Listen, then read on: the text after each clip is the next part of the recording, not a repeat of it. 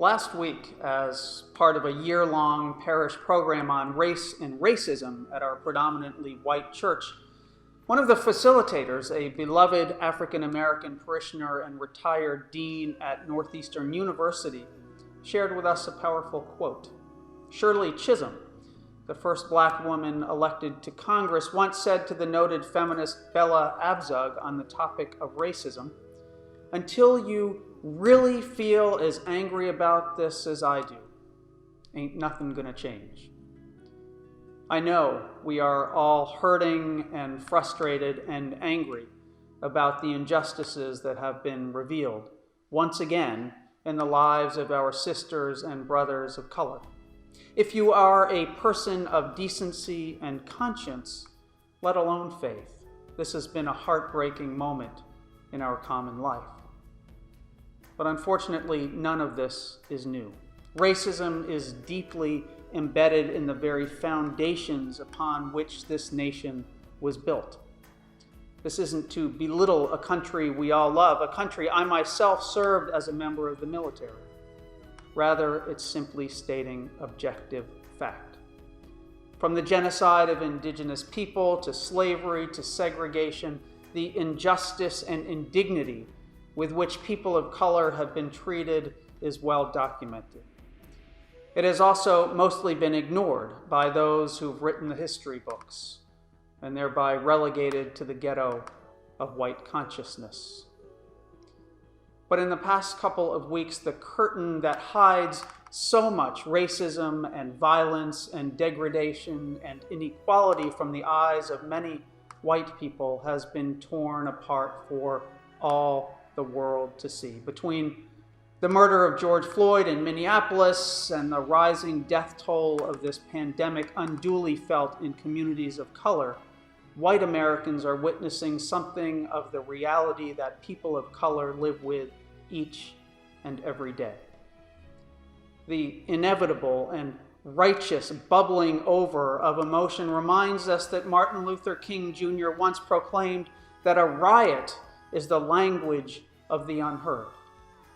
For too long, so many of us have been deaf to the cries for justice that emanate from the voiceless. The act of protest, of agitating for change, is the language of the oppressed. And it is being spoken right now loudly and passionately and with profound clarity.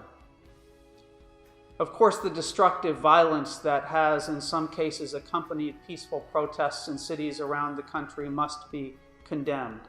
But the greater condemnation must be reserved for the sin of the systemic racism that continues to plague this nation, leading to inequalities in education, employment, healthcare, housing, wealth, and government representation.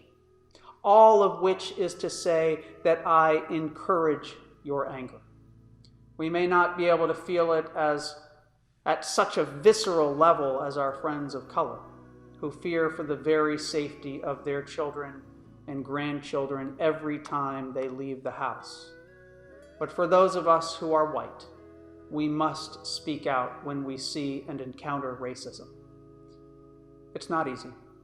It's uncomfortable. It won't make us popular in certain circles. We may lose friends on Facebook. It may make for awkward family dinners.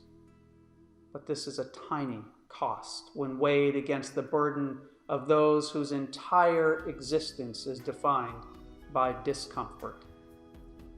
So we must speak up if we are to stand up for racial justice. But we also must listen. We must silence our own voices and our own egos and listen to the voices of the unheard. We must hold our tongues and check our privilege and heed the voices of people of color, the voices of people who for far too long have been silenced and ignored. Only when we say no to treating others as less than, only when we start to incorporate some of that anger, the very anger named by Shirley Chisholm, into our souls, can we slowly, if haltingly, begin to exact real change.